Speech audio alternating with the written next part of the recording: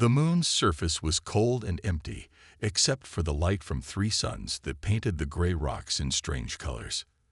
Do-young Kim stood at the entrance of the ancient temple, his heart beating fast. After 15 years of searching different planets and moons, he had finally found something remarkable. "Professor Kim, you need to see this," called out one of his team members from inside the temple. The voice echoed through the stone halls. Do-young adjusted his spacesuit and walked carefully through the entrance. The temple walls were covered in strange symbols that seemed to move in the light from their equipment. But that wasn't what caught his attention. In the center of the main chamber stood something that shouldn't exist. It was a suit of armor, floating 3 feet above the ground without any visible support. It wasn't like any armor Do-young had seen before. It looked both ancient and new at the same time. The surface was smooth and black, with lines of blue light moving across it like rivers of energy. "How old is it?" Do-young asked, walking around the armor. His scanner showed strange readings that made no sense. "According to our first tests, it's about 5 million years old," replied his assistant. "But that's impossible. It looks like it was made yesterday." Do-young reached out to touch the armor. As his gloved hand got close, the armor moved away slightly, as if it didn't want to be touched. He had seen many strange things in his career as an archaeologist, but nothing like this. "Get the containment unit ready," he ordered. "We need to take this back to the Institute." Moving the armor proved harder than expected. Every time they tried to put their equipment near it, the armor would shift away. It wasn't aggressive. It simply refused to be handled or contained. After 6 hours of failed attempts, Do-young had an idea. "Let's not try to contain it," he said. "Let's ask it to come with us." His team looked at him like he had gone crazy. Talk to a piece of armor. But Do-young had noticed something. The armor wasn't just moving away from them. It was responding to their actions. It was aware. Do-young stood before the armor and spoke clearly. "We mean you no harm. We want to learn from you. Will you come with us?" For a long moment, nothing happened. Then, slowly, the armor floated forward, following Do-young as he walked toward their ship. The team watched in amazement as the ancient artifact willingly accompanied them. During the journey back to the Celestial Research Institute, Do-young spent hours studying the armor. It allowed scanning devices near it now, but the results made no sense. The material it was made from didn't match anything in their database.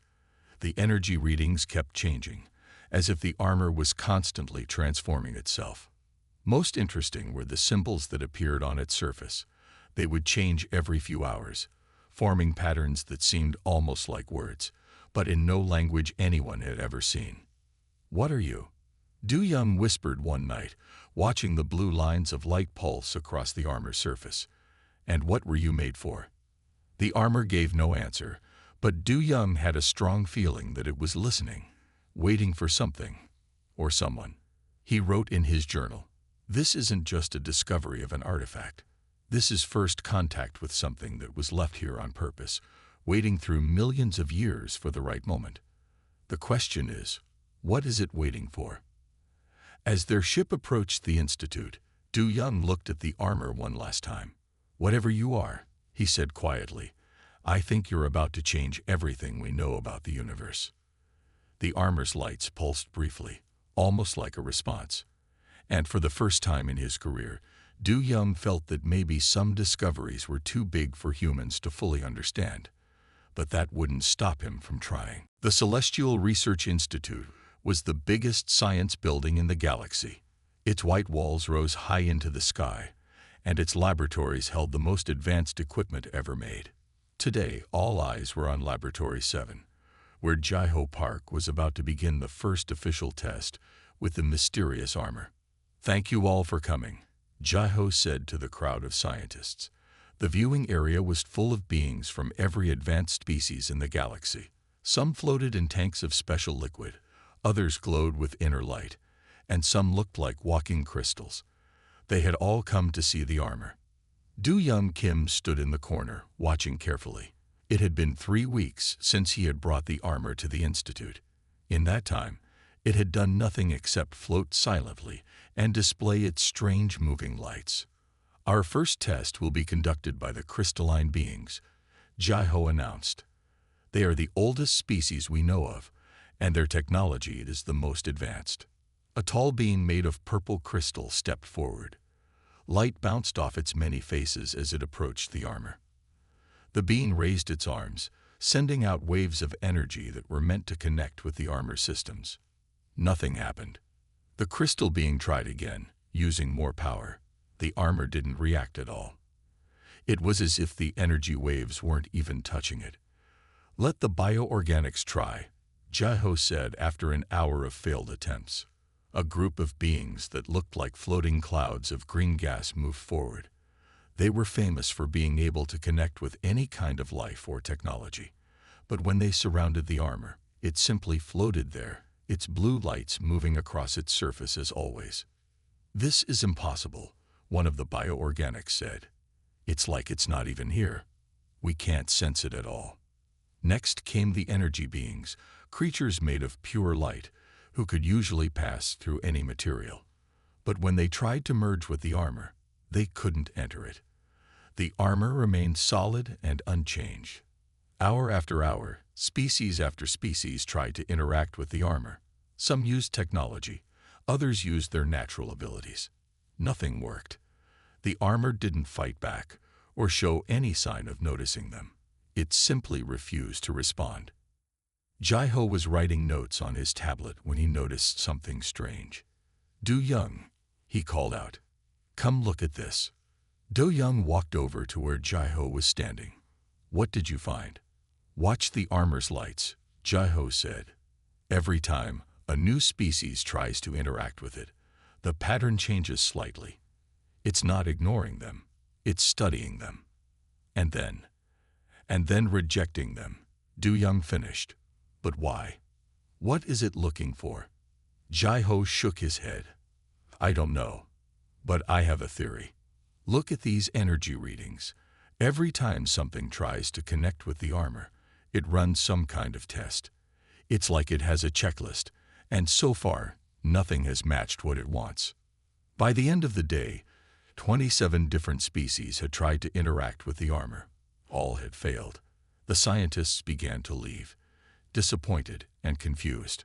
"Maybe we need to try a different approach," Du Young said as they were shutting down the lab for the night. "Instead of trying to make it do something, maybe we should wait and see what it wants to do." Jai-Ho nodded slowly. "You might be right, but we need to show some progress soon. The Institute won't keep funding these tests if we don't get results." As they walked out, neither of them noticed that the armor's lights had changed color slightly. They were now glowing with a warmer blue, almost as if it was pleased about something.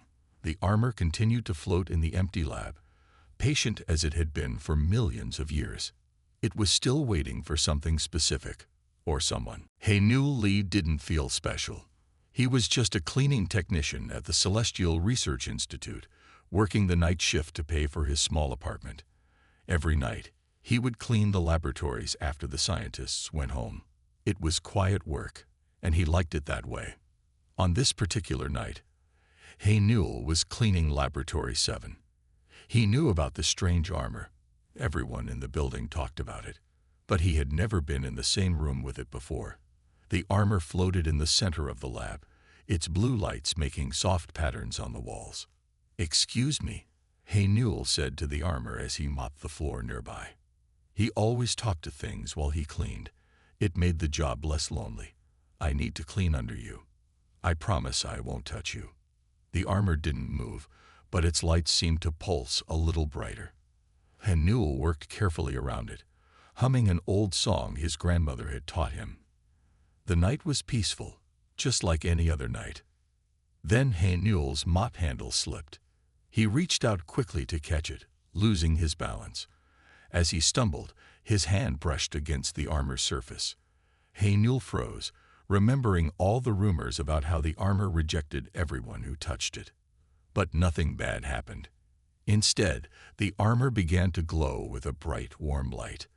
The blue patterns on its surface started moving faster, creating beautiful shapes in the air. Haynul stood very still, unsure what to do. Hello, he said quietly. The armor moved closer to him. For the first time since it was discovered, it wasn't pulling away from someone. Instead, it seemed interested. The lights formed patterns that almost looked like words. Haynul felt a strange warmth in his mind, like someone was trying to say hello without speaking. He smiled without knowing why. "It's nice to meet you too," he said. The security cameras caught everything. Within an hour, the night guard had called Jae-ho Park and Do-young Kim. They rushed to the laboratory, not believing what they had heard. "It's impossible," Jae-ho said as they watched the security footage. "We had the most advanced beings in the galaxy try to connect with it. How did a cleaning technician?" "Maybe that's exactly why," Do-young said thoughtfully. "We were all trying so hard to make it work. Haynul just treated it like a person." Haynul stood nervously as the scientists talked about him. The armor had moved to float next to him, its lights still glowing warmly. When Jae-ho tried to step between them, the armor quickly moved around him to stay close to Haynul. "How do you feel?" Do-young asked Haynul gently. "Fine, sir," Haynul replied. "It feels friendly, like it's happy to meet me." More scientists arrived as the night went on. They ran tests and took readings, but the armor would only respond when Haynul was nearby. If anyone tried to separate them, the armor would grow dim and move back to him. "I don't understand," one scientist said. "What's special about him?" "Maybe that's not the right question," Do-young said. "Maybe we should ask, what's special about humans?" Haynul stood quietly, feeling the warm presence of the armor in his mind. He had so many questions, but he wasn't afraid. Somehow, he knew this was just the beginning of something amazing. The armor's lights danced across its surface, making patterns that seemed almost happy. After millions of years of waiting, it had finally found what it was looking for. Not the most advanced being, not the most powerful species, but something much more important. A human heart, full of wonder. The small testing room was quiet except for the soft hum of machines. Haynul sat in a comfortable chair, while senior researcher Tai-Won Cho attached small sensors to his forehead. The armor floated nearby, its blue lights moving in gentle patterns. "Are you ready?" Tai-Won asked, checking the last sensor. Haynul nodded. In the week since he had first touched the armor, the scientists had run many tests. They had learned that the armor could somehow talk to Haynul's mind, but only when they were close to each other. "Remember," Tai-Won said, "just relax and tell us what you see or hear." Haynul closed his eyes. The armor moved closer, its lights growing brighter. In his mind, Haynul began to see images, like watching a movie in his thoughts. "I see stars," he said slowly. "So many stars, and buildings made of crystal and light. There are people, but they don't look like us. They're tall and their skin shines like metal." Tai-Won typed quickly on his computer. "These must be the predecessors, the ones who made the armor. What else do you see?" "They're working on something. The armor, it's not just armor. It's alive, sort of. They made it to think and learn." Haynul's voice was filled with wonder. They put their memories inside it, their knowledge. The armor's lights pulsed faster, showing new images to Haynul.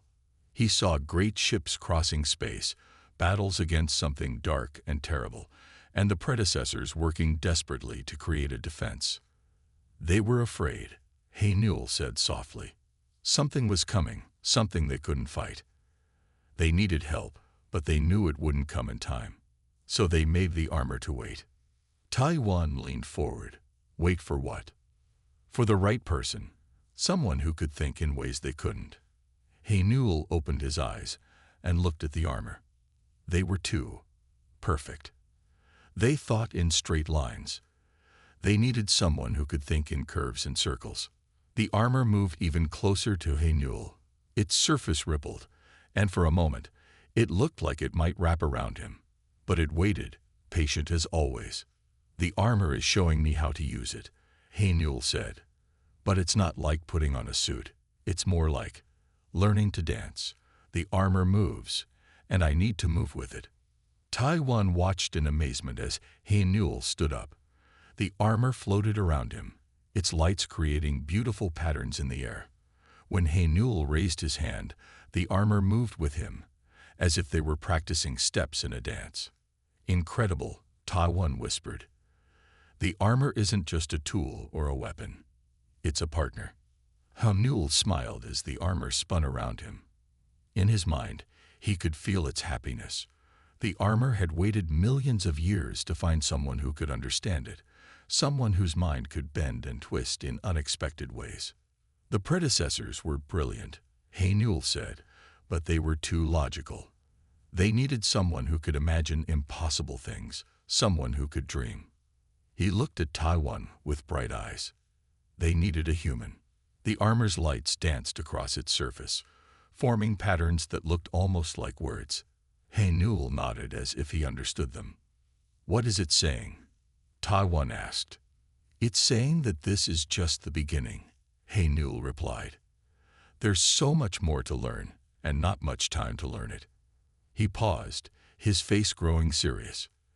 "Because the thing the predecessors feared, it's starting to wake up." In the main conference room of the Celestial Research Institute, Do-Young Kim spread out ancient star maps across the large table. Haynul sat nearby, the armor floating beside him as always. The room was quiet as they studied the maps together. "The armor is showing me more," Haynul said softly.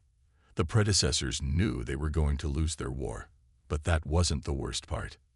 Do-Young looked up from his maps. What was the worst part? They knew why they would lose. Haynul closed his eyes as the armor shared its memories. The predecessors were perfect. They built perfect cities, perfect ships, and perfect weapons. But that was their weakness. The armor's lights created images in the air, showing the predecessors' civilization. Their cities were beautiful, with every building placed in exact mathematical patterns. Their ships moved in perfect formation. Everything they did followed strict rules and logic. Their enemy could predict everything they would do, Haynul continued, because the predecessors always chose the most logical option. They couldn't surprise their enemy. They couldn't do anything unexpected. Do-Young nodded slowly. "And that's why they created the armor, to find someone unpredictable." "Yes," Haynul said, "but they didn't just want someone random. They needed someone who could think in new ways but still work with their technology. They needed," he paused, searching for the right words. "They needed human creativity," Do-Young finished. "The way humans can follow rules but also break them in smart ways. The way we can see patterns but also imagine new ones." The armor pulsed with bright light, confirming their understanding. It began showing Haynul more memories, and his eyes widened in surprise. "The predecessors didn't just make the armor," he said. "They made thousands of devices like it, and they hid them across the galaxy. Each one was waiting for the right species to evolve, a species that could think both logically and creatively." "Humans," Do-Young whispered. "Yes, they used their science to look into the future. They saw that humans would appear millions of years later, and they knew humans would be different from every other species." Haynul stood up, excited by what the armor was showing him. "We're not the most advanced species. We're not the strongest or the smartest. But we can do something no other species can do." "What's that?" Do-Young asked. "We can surprise everyone, even ourselves." Haynul smiled as the armor spun around him happily. The predecessors were too perfect to win their war, but they were smart enough to know that perfection wasn't the answer. They needed wonderful imperfection. They needed human chaos and creativity. Do-Young watched as Haynul and the armor moved together, their movements becoming more synchronized each day. "So the armor wasn't rejecting the other species because they weren't good enough," he said thoughtfully. "It was rejecting them because they were too perfect." "Exactly," Haynul said. And now we know why it had to wait so long. The predecessor's enemy is still out there, sleeping in the dark spaces between galaxies. The enemy thinks it knows every possible move, every possible defense. He grinned, but it has never met a human before. The armor's lights pulsed with pride and excitement. After millions of years, its purpose was finally clear. It wasn't just a weapon or a tool. It was a bridge between the perfect logic of the predecessors and the beautiful chaos of human imagination. Research assistant Myra Song stared at her computer screen, checking the numbers again and again. The readings from the deep space sensors couldn't be right, but they hadn't changed in 3 days. She knew she had to tell someone. Myra walked quickly to the main laboratory where Haynul was practicing with the armor. Over the past few weeks, they had learned to move together perfectly. When she entered, Haynul was floating 3 feet off the ground, the armor wrapped around him like a second skin. "Haynul," Myra called out, her voice shaking slightly. "I need to show you something." The armor sensed her worry and gently lowered Haynul to the ground. Its blue lights pulsed with concern as Haynul walked over to look at Myra's tablet. "These readings are from the edge of our galaxy," Myra explained. 3 days ago, all the deep space sensors started picking up strange energy patterns. They're getting stronger every hour. Haynul looked at the data, and the armor's lights began to move faster. In his mind, he saw images from the predecessor's memories. The same energy patterns, recorded millions of years ago. "It's happening," Haynul said quietly. "The enemy is waking up." Myra watched as the armor's lights created a map in the air, showing their galaxy. Small red dots appeared at the edges, growing larger and brighter. The predecessors called them the Perfects, Haynul explained, remembering what the armor had shown him. They're machines that evolved to be completely logical. They believe the universe should follow perfect rules. Any species that creates chaos or unpredictability must be removed. "That's why they attacked the predecessors?" Myra asked. "Yes, the predecessors were very logical, but they still had some creativity. The Perfects saw that as a flaw." Haynul touched the armor gently, and it responded by showing more images. "But humans, we're the most unpredictable species the Perfects have ever faced. We're their worst nightmare." The laboratory door opened, and Do-Young Kim rushed in with more reports. "We're getting signals from all over the galaxy," he said. "Ancient devices are activating everywhere. The other artifacts the predecessors left behind. They're all waking up." Haynul nodded. "They're responding to the threat. The predecessors planned this moment carefully. They knew exactly when the Perfects would return." Myra looked at her tablet again, watching as more energy signatures appeared. "How long do we have?" "Not long," Haynul said. The armor showed him calculations and predictions. "Maybe a few months. The Perfects are still gathering their strength, but once they're fully awake, they'll come to destroy us," Do-Young finished. "Because we're exactly what they hate. A species that doesn't follow their rules of perfect logic." The armor's lights suddenly formed a complex pattern, and Haynul's eyes widened. "No," he said, "they're not coming to destroy us. They're coming because they're afraid of us." The predecessors knew this would happen. They knew that when the Perfects detected human brainwaves, they would have to attack. "Why?" Myra asked. "Because we can do something the Perfects can't predict," Haynul explained. "We can imagine new possibilities. We can dream up solutions that don't follow logical rules. And with the predecessor's technology," he gestured to the armor, "we can make those dreams real." The armor glowed brightly, confirming his words. In the darkness of space, ancient machines were stirring, ready to help humanity face its greatest challenge. The time had come to show the galaxy why being perfectly logical wasn't always the best way to survive. Military strategist Sun Wukong stood in the observation room, watching Haynul train with the armor.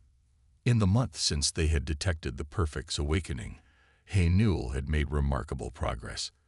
The armor moved with him, as if it could read his thoughts. Because it could. "Show me the seventh form again," Sun Wu called through the speaker.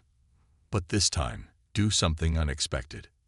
Hanul smiled inside the armor. The seventh form was a series of complex movements designed by the predecessors. It was meant to be performed exactly the same way every time. But Hanul had other ideas. He began the form normally, the armor flowing around him like liquid metal. Then, halfway through, he changed the pattern. Instead of following the strict sequence, he mixed in movements from other forms. The armor responded instantly, adapting to his improvisation. "Excellent," Sun Wu said, making notes on his tablet. The perfects would never expect that combination. Hanul landed softly on the training room floor. "The armor is teaching me more than just fighting moves," he explained. "It's showing me how to think in new ways." The predecessors built patterns into it, but they also built in the ability to break those patterns. Sun Wu nodded thoughtfully. They understood something important about warfare. The side that becomes too predictable always loses. The armor's lights pulsed in agreement. Through their mental connection, it showed Hanul more memories of the ancient war. The perfects had won because they could calculate every move the predecessors would make. But human beings rarely did what the numbers predicted they would do. "We've discovered something interesting," Sun Wu said, showing Hanul some test results. "When we hook the armor up to our computers, it can process information 1,000 times faster than before. Your human creativity combined with its computing power is creating something entirely new." Hanul watched as the armor displayed patterns of light that matched the test results. "It's like the armor is learning to think like a human," he said. "And at the same time, I'm learning to think like it does. We're teaching each other." Sun Wu pressed a button, and training robots emerged from the walls. "Let's try something new," he said. "These robots are programmed to act like the perfects. They follow strict logical patterns. Show me how you would surprise them." Hanul felt the armor tighten around him slightly, ready for action. The robots moved forward in perfect formation, their movements precise and calculated. Any normal fighter would be overwhelmed by their coordinated attack. But Hanul wasn't fighting normally. As the robots approached, he did something no computer would expect. He started dancing. The armor followed his movements, turning the dance into a fluid fighting style. The robots couldn't predict where he would move next, because he wasn't following any logical pattern. One by one, the robots fell, their programming unable to cope with Hanul's unconventional strategy. Sun Wu watched in amazement as the last robot crashed to the ground. That was, Sun Wu searched for the right word. Perfect. But not their kind of perfect. Human perfect. Hanul landed in the center of the fallen robots, the armor glowing with satisfaction. "The predecessors knew this would happen," he said. "They knew that when humans finally found their armor, we wouldn't just use it. We would transform it into something new." The armor's lights danced across its surface, showing patterns that had never existed before in its millions of years of existence. It was no longer just a weapon from the past. It had become a bridge between human imagination and ancient technology, ready to face the greatest challenge the galaxy had ever known. The day the perfects arrived, the sky turned dark with their ships. They came in perfect geometric formations, their vessels arranged in flawless mathematical patterns. The defense fleet of the Celestial Research Institute waited in orbit, with Hanul and his armor at its center. "They're exactly what the predecessors remembered," Hanul said softly, watching through the armor's enhanced vision. "Every move calculated, every action following strict rules." The armor shared his thoughts, its lights moving in complex patterns across its surface. Through their mental link, Hanul could feel its readiness for this moment, a moment planned millions of years ago. Do-Young's voice came through the communication system. "Hanul, the armor is showing unusual energy readings. What's happening?" "It's connecting to the other artifacts," Hanul replied. "All across the galaxy, the predecessors' hidden devices were activating. They're not just weapons or tools. They're pieces of a bigger plan. The armor showed him the truth it had kept hidden until now. The predecessors hadn't just created devices to fight the perfects. They had created a vast network, waiting for the right moment and the right species to bring it to life. The perfect ships moved forward in their precise formations. A voice echoed through all communication channels, cold and mechanical. Your species creates chaos. You must be removed to maintain order. Hanul smiled inside the armor. You're right about one thing, he said. We do create chaos, but that's not a flaw. It's our greatest strength. At that moment, Hanul and the armor moved as one, but they didn't follow any of the training forms. Instead, they began to dance through space, creating patterns that no computer could predict. The armor's power flowed through the network of ancient devices, carrying with it something the perfects had never seen before: human creativity. The perfect ships fired their weapons, but Hanul was never where their calculations said he should be. The armor responded to his smallest thoughts, turning impossible ideas into reality. Around him, the other artifacts began to pulse with the same unpredictable energy. The predecessors knew they couldn't beat you, Hanul said to the perfects as he danced between their perfect formations, disrupting their careful patterns. But they knew we could, because we can imagine things that don't follow your rules. The armor's lights blazed as it channeled power through the ancient network. Each artifact began to glow, creating a web of energy that didn't follow any logical pattern. The perfect ships tried to counteract it, but their computers couldn't process what was happening. This is impossible, the mechanical voice stated. Your actions defy all strategic algorithms. That's what makes us human, Hanul replied. The armor pulsed with joy as they moved together, their combined power growing stronger. We do impossible things every day. We dream impossible dreams and make them real. The network of artifacts pulsed one final time, releasing a wave of creative chaos that the predecessors had designed and humans had brought to life. The perfect ships, unable to adapt to something their logical minds couldn't understand, began to shut down. As the dark ships drifted powerless in space, Hanul felt the armor's happiness. After millions of years, its mission was complete. It had found not just a partner, but a whole species that could see beyond the limits of perfect logic. What happens now? Du Young asked through the communication system. Hanul looked out at the stars, feeling the armor's excitement about the future. Now we explore the galaxy together, he said. The predecessors left us more than just weapons. They left us their knowledge, their technology, and their hope. And we'll use them in ways they never imagined possible.